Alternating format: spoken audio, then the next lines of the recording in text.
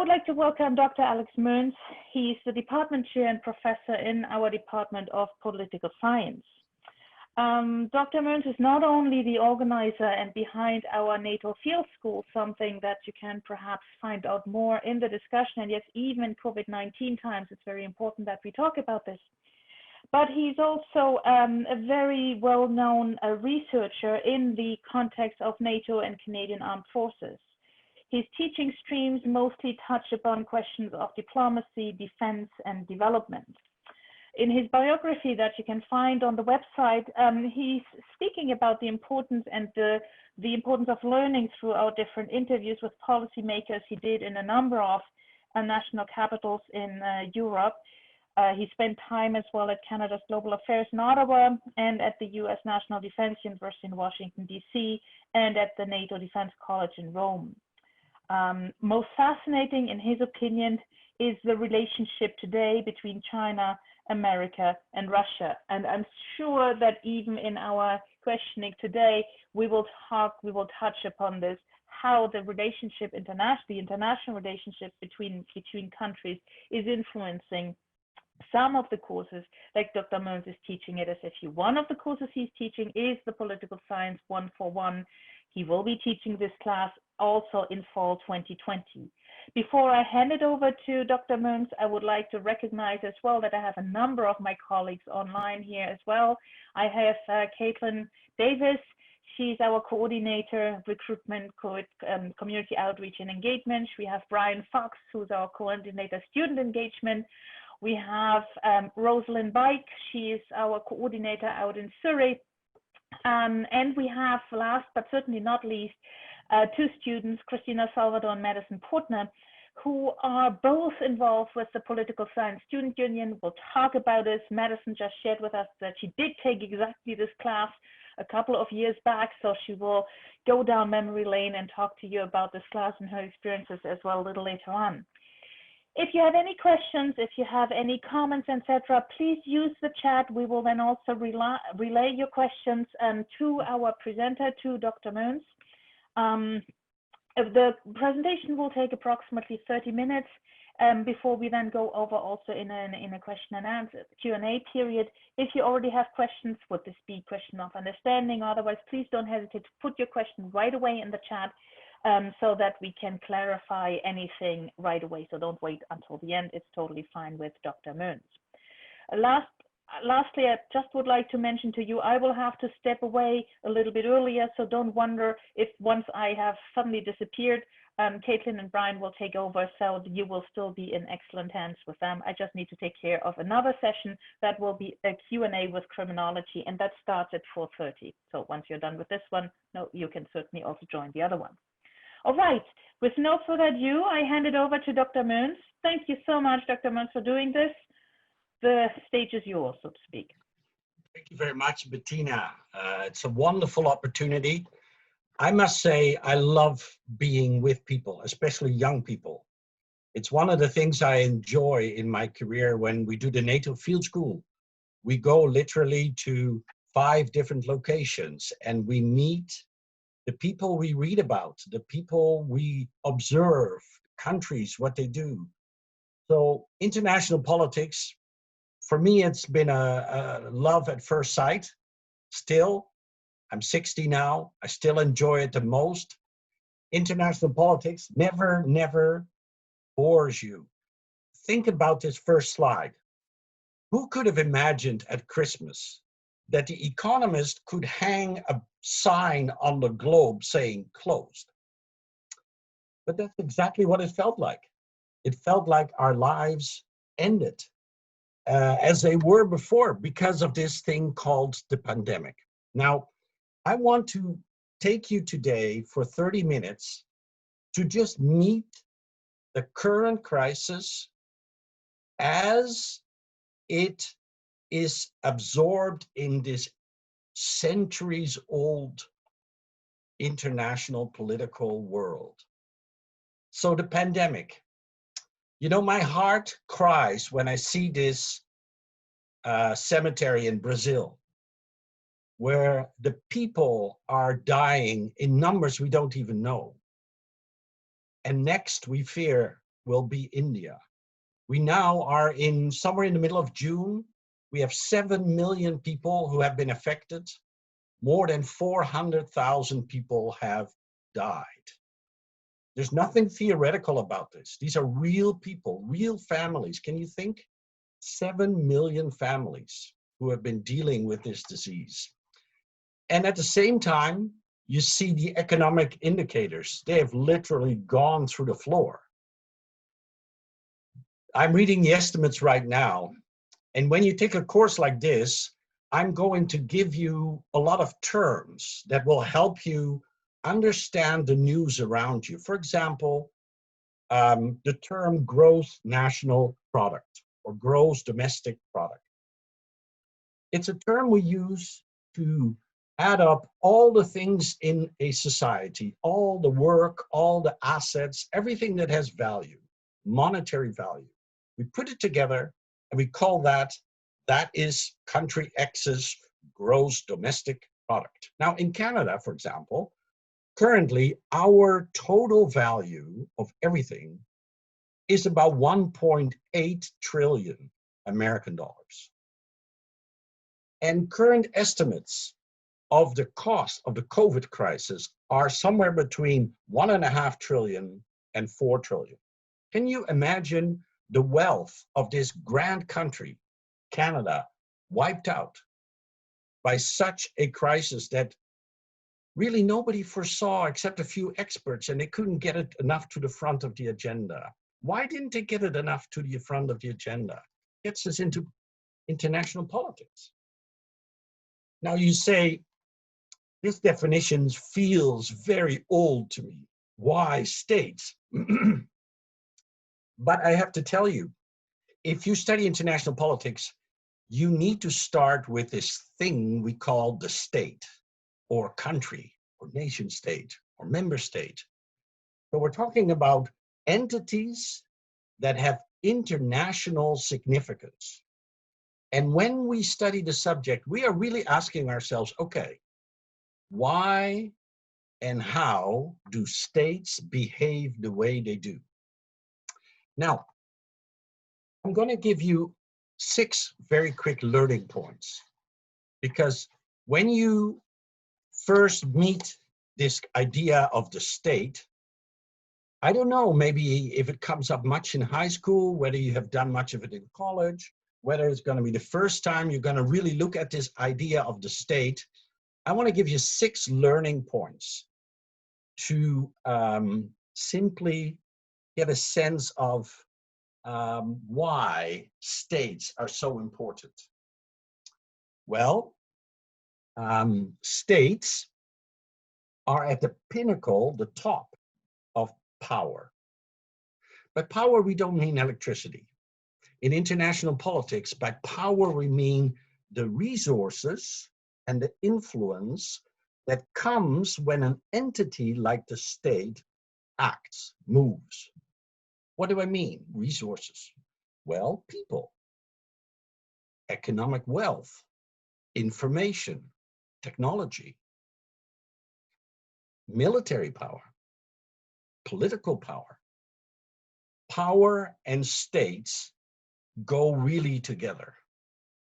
So the 6 learning points. The first, the state is the pinnacle of all political power. Secondly, states have interests. Now you say, what are interests?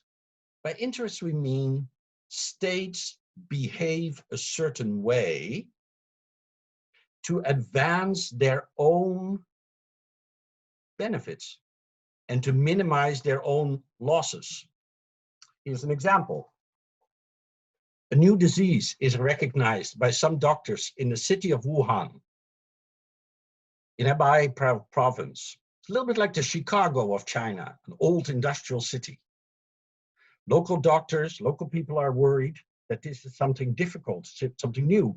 But the local government is very worried that the central government in Beijing may look upon them negatively if they are the source of a new disease.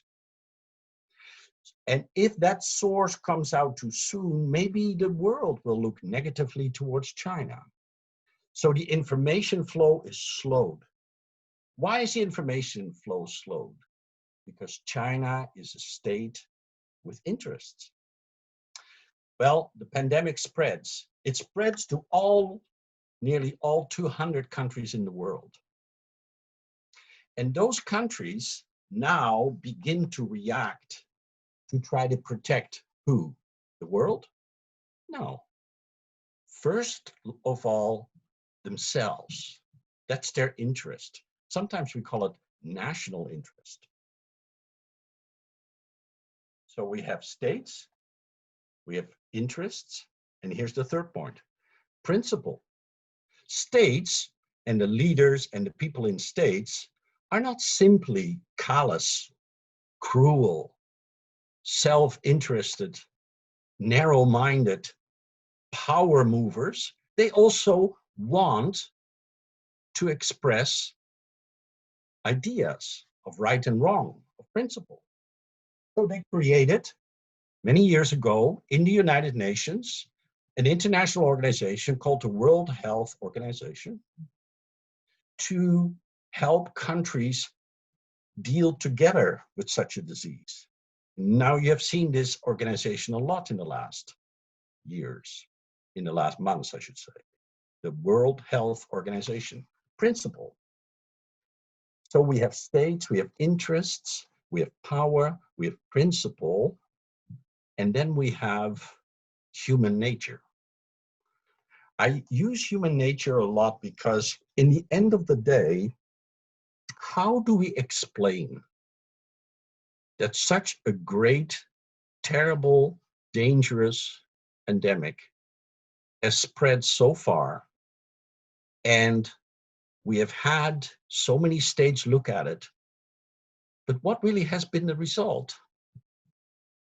In international politics, we often speak about conflict, insecurity, and war as something we want to solve. And we speak about cooperation, security, and peace as things we want to establish. But I want to ask you actually a question. The question is, your take at this particular point. If you look at the question, has it increased the causes of war or has it reduced? And the same on terms of the conditions for peace. So there you see the question. Bettina, I assume everybody can see this, right? Everybody is responding at the moment. And the first A is COVID-19 has so far increased the causes of conflict, insecurity, and war, and worsened the conditions for cooperation, security, and peace. It's leading at the moment. I think it's going to lead all the way. The second possible answer is that COVID-19 has reduced the causes of conflict. Well, here we are. 76% of you believe that COVID-19 has increased the causes of conflict, has increased insecurity, and has worsened the conditions for cooperation of peace and security. I'm 100% with the majority. I'm very happy. I agree with you. And I'll tell you very quickly, along the same pattern I was talking, that countries have so far pursued their own interest, power, their own interest, much more than the pursuit of principle, of helping each other. Take the United States, for example. The United States has used this pandemic to criticize China left, right, and center, to almost like deflect its own problems onto the Chinese. It's almost like the United States, through its current leadership, has seen the danger of this pandemic as harming their prestige and have wanted to blame it all on China. Now, China is a very large state. It's a rising state. It's the oldest civilization on Earth. It is not simply going to sit back as a state and let the United States raise all kinds of accusations against China. So we have a very contested world right now. So we feel, even here in Canada, we feel this tension rising. I want to move to the next slide. So I don't know if there's any questions going on at the moment, Bettina. Can I just move on? Okay, good, I'll move on. And the next slide I want to talk to you about is essentially the question of interdependence. Because if you look at the world around us, in the time of this pandemic, we see states, countries, national interests, power increase. We see insecurity rise, but we also feel interdependent. If you look at that little arc, let me see if I can pull it up. I think my PowerPoint is, there we are. See that little arc? That's what I'm talking about. Interdependence. You see, while this pandemic is raging, and while we see countries quibbling, the economists even called it a new scold war. The US is scolding China, China is scolding back. We all know that interdependence is actually still here. What does that mean? Well, it means that even though countries compete, we all experience a certain amount of togetherness, connectedness. We'll see it especially in this slide on globalization. We see the world here working by everyone using a little bit of their input in a global process. And this is really the world we all thought we lived in at Christmas time. And now we live in a different world because airplanes are sitting on the ground. Teaching is done through cameras. A lot of workplaces are closed. A lot of restaurants are struggling to survive. A lot of pieces of the economy are falling by the wayside. So we feel actually that the global framework we created has changed a lot. And I want to ask you a question about that as well. And that is, what do you think about interdependence? What is your sense of, are we now, do you feel now more interdependent or less as a result of the COVID question? Well, that's a wonderful result. Look at that. It started high, it's getting very competitive. In fact, it's almost like a competitive election. It's just going back and forth a bit here on us, isn't it? Either that means it's a very good question or it's a very bad question. But at the end of the day, I think I personally feel more interdependent.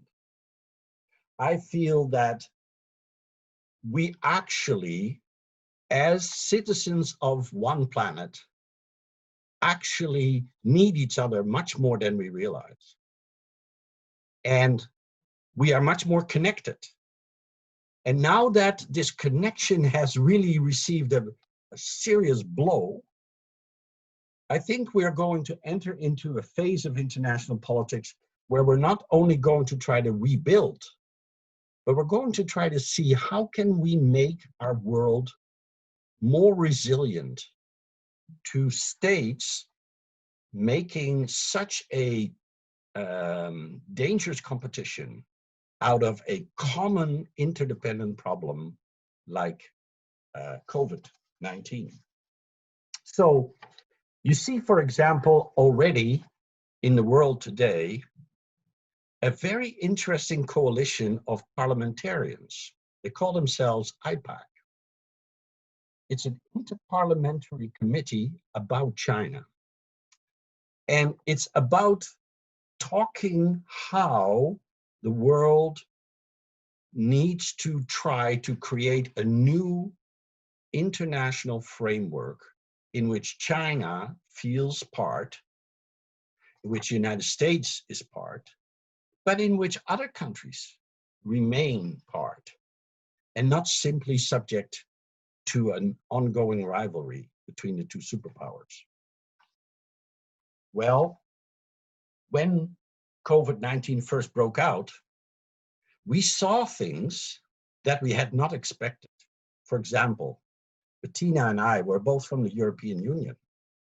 We would never expect the Dutch and the Germans to rebuild their border, to put border guards. They had been gone for a long time in an arrangement called Schengen. We saw even inside countries, states and provinces competing with each other. We saw essentially this first reaction of, I have to look after myself. And in this very first reaction of, I have to look after myself, the nation state is always first. And the nation state is far from gone.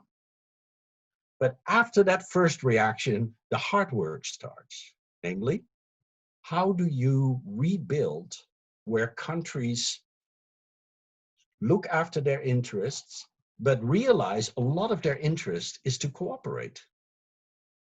Where countries talk to each other, not only as rivals, but talk to each other in terms of, if we share a certain piece of the pie, we will both increase our interests. We call that relative gains and absolute gains. When we cooperate, we will actually increase the pie and we will have greater absolute gains. If we only compete, the strongest one for a while will increase his or her relative gains.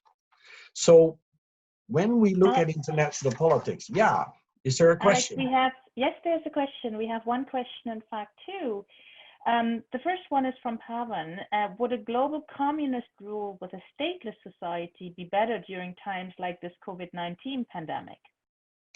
Would a global communist rule with a stateless society be better during times like this COVID-19 pandemic? It's a great question, because in history, we have seen several attempts at such an ideal solution where countries have tried to create such a situation. But we've also seen in history that the state always finds a way back. So the state has a way of coming back even when people have the best intentions of to try to live without the state. And in international politics, we ask the question, why is that? And I think for me, it goes back to human nature. What is it about human nature that makes this political control that we all realize is somewhat undesirable? Why is it that it makes it yet inevitable? So my answer is, if you can keep it, it may help. But all of history shows that the group that leads such a stateless momentum forms the next state. And very often, by the way, they create a new state that is more brutal than the one you left behind, and more violent than the one you left behind. Now, Gabriel continues with a different question, but that is related somewhat. She is asking, since countries are interdependent and largely self-interested, why do governments largely fail to recognize the value of cooperation? It's an excellent question. I hope you will sign up to take this course, because I really enjoyed people coming back with right in the center questions. Because let's put it this way. Why can states not trust each other more? You know, the famous philosopher of the Enlightenment age in Europe, Jean-Jacques Rousseau, in one of his writings, he has a very interesting illustration where a group of states, I'm adapting this a little bit, a group of states have decided to cooperate. And it's a primitive ancient time, and the cooperation is about hunting for a large animal to eat. We're talking here about very, very long time ago. They are cooperating. They're moving in. If they are able to bag this animal, they will have food. But it's difficult. And 75% into the hunt, 2 of these 8 hunters see a large hare, rabbit nearby. They break off, they capture the hare, they have food, the other 8 hunters have nothing. Why did that happen? Did they not agree in the beginning that they would cooperate? Why did it break up? So, the question has no easy answer, but we should continue to keep asking it. All right. Any more follow-ups, or how are we doing? Just great. I think we can continue for the time being. Thank you.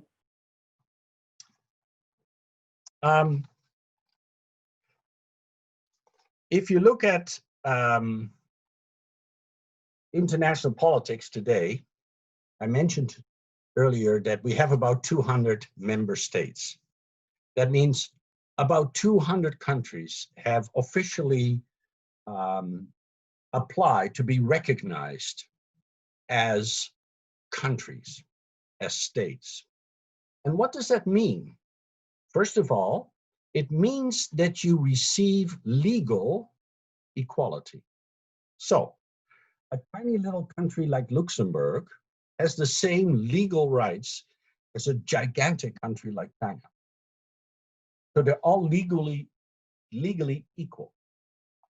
Secondly, it means that you can obtain this kind of high-priced jewelry for states called sovereignty, which means sovereignty essentially means that you can determine your own affairs. You will be king in your own castle. And nobody has a legal right to tell you what to do at home. Thirdly, it means that you can draw your boundaries and you can rule and tax and maintain the level of violence or peace in your own state by self-determination. So every country that possibly can wants to obtain that status. Should we change that? How do you change that?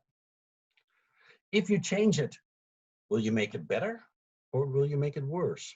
In this course, we study many different ways in which countries and people and scholars and officials and diplomats have tried to change it. One way is to create international organizations. What's an international organization? We'll explore that it essentially means a forum where different states come in and say, look, we are willing to let go of a little bit of our sovereignty in order to obtain a little bit more cooperation. So it's a trade-off. And some organizations are very successful.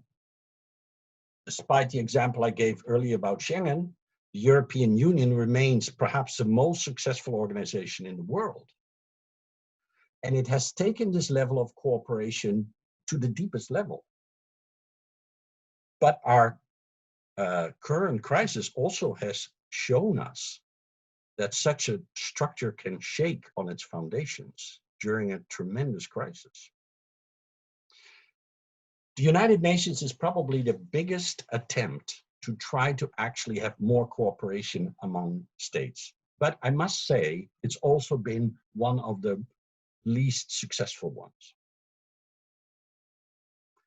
Why is that? There are many arguments why, but in our course, we will actually explain that in the last 20 to 30 years, its success has gone down, not up. Is that part of the reason why the beginning of the COVID crisis led to so much conflict? Because right away, there was no platform? It could well be an area of study. Yeah. There's one additional question from Gabriel in the chat. She's asking about the difference, not the difference between secession and sovereignty. So she is asking, sometimes when a region tries to secede and gain sovereignty, they are not recognized by other states, such as Kosovo and Crimea, whereas the creation of other states is recognized, such as South Sudan. Why are some areas more successful at gaining this right than others? The short answer is, while states are legally equal, power means they're all unequal. And international politics presents us with this difficult puzzle of quite a bit of law on the one hand, but an enormous amount of lawlessness on the other hand. Some principle that guides states, but power that persuades them. So if you have 2 or 3 very powerful states that want to recognize a new country that's barely getting itself together, they can really do that with their power, and many other countries who disagree will back off. They're afraid of the consequences if they disagree because they don't have so much power. You know, if you look at the Canada-China relationship today, you can look at it in many dimensions.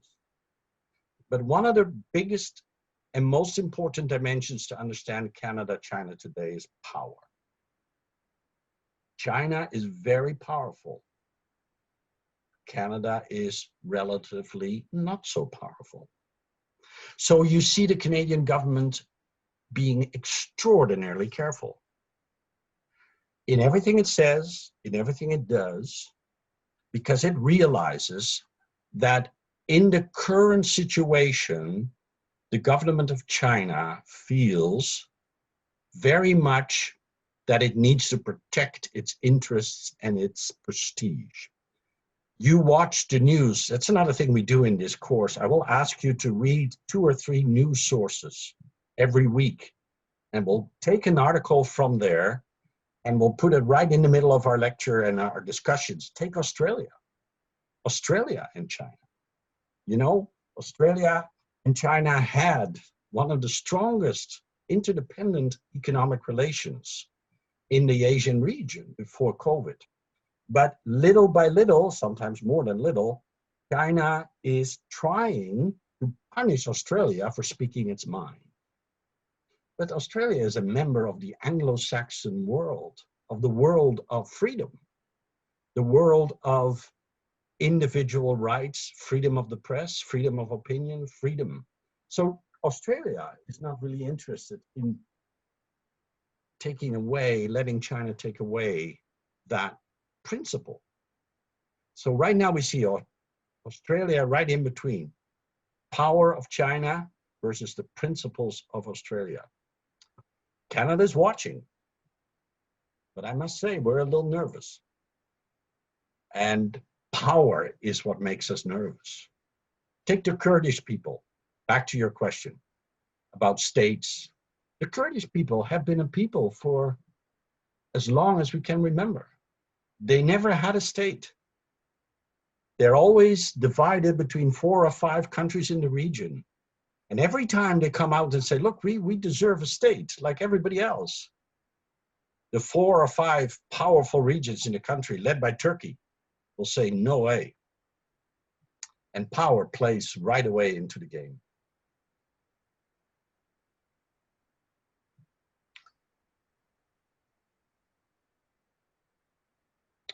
Anything else?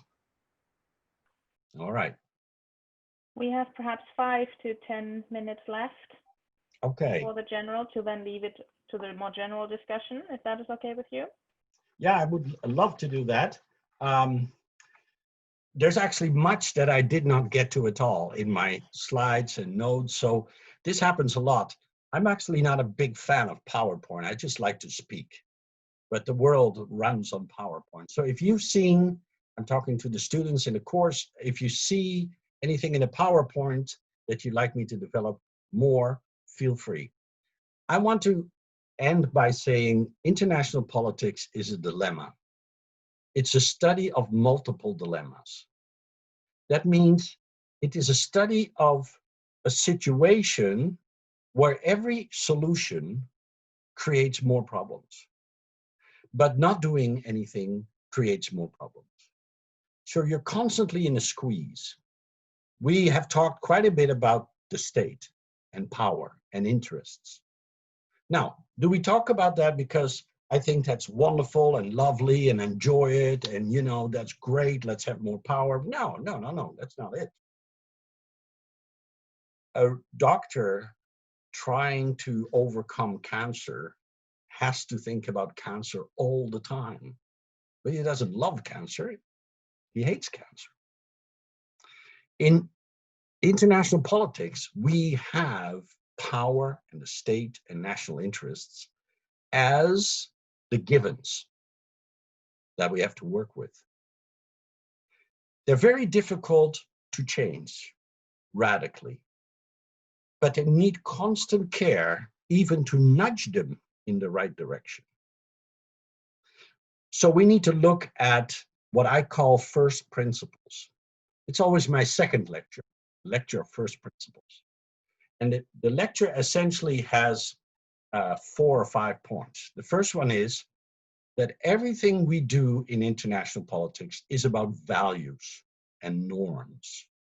And we shouldn't be afraid of that. We should say very clearly, what are the norms we're working for? Secondly, everything we do comes out of history. It's a history-based study. History informs and history guides and history helps us. We cannot make it a narrow scientific study. History is kind of the laboratory of international politics. It's big and it's out there. We have to use it wisely. That means we have to learn from it. We find out history doesn't repeat itself, but it rhymes, as Mark Twain said. So often it comes back and we need to find out, okay, what does that mean for now? What does it mean that the Soviet Union and the United States spent 60 years in a Cold War? Is that what China and the United States will have in the next 60 years? What does it mean? So history helps us. Thirdly, we need to be able to carefully use a limited amount of methods in this study. We need to know the difference between facts, concepts, propositions, and frameworks, so that we have some tools to help all of us stay on the same wavelength. You know, facts are very stubborn things. And one of the great harms we are currently doing to our democracies is with this peddling this concept of fake news.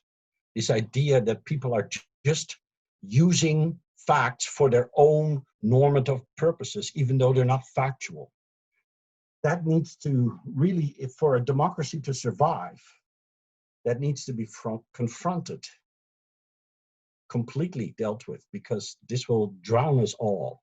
Facts are facts, whether you like them or not. But concepts is a different story. Concept is a recurrent pattern.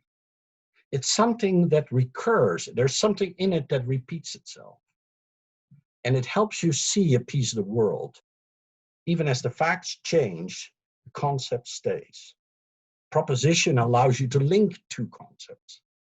And if the link works well, and that's my final first principle, the link works well, then you have a framework for understanding. And that principle is sound judgment. You cannot do without sound judgment. But what is it? Who has it? How do you build it? Where does it come from? It seems very arbitrary, but it isn't. So there you go, Bettina. I hope I have given everyone on the Zoom a bit of an impression what you may get in Paul 141, which we run in September, which I'll be teaching. I hope we don't have another crisis before September, but it could happen. And then the COVID lecture will be lecture number 2, and the other crisis will be lecture number 1. Because in international politics, it's one event after another. And in order to understand them, we have to bring them back to the ancient ideas of the knowledge of international politics. I'd love to take more questions. Love to have reactions, your ideas, your thoughts. Doesn't even have to be a specific question. I love the feedback. Thank you, Dr. Moens. This was fascinating. It kind of shows that one can continue learning and listening and simply bathing in the knowledge and in the intelligent deconstruction of what is going on there for quite some time and quite long. I will stop the recording now.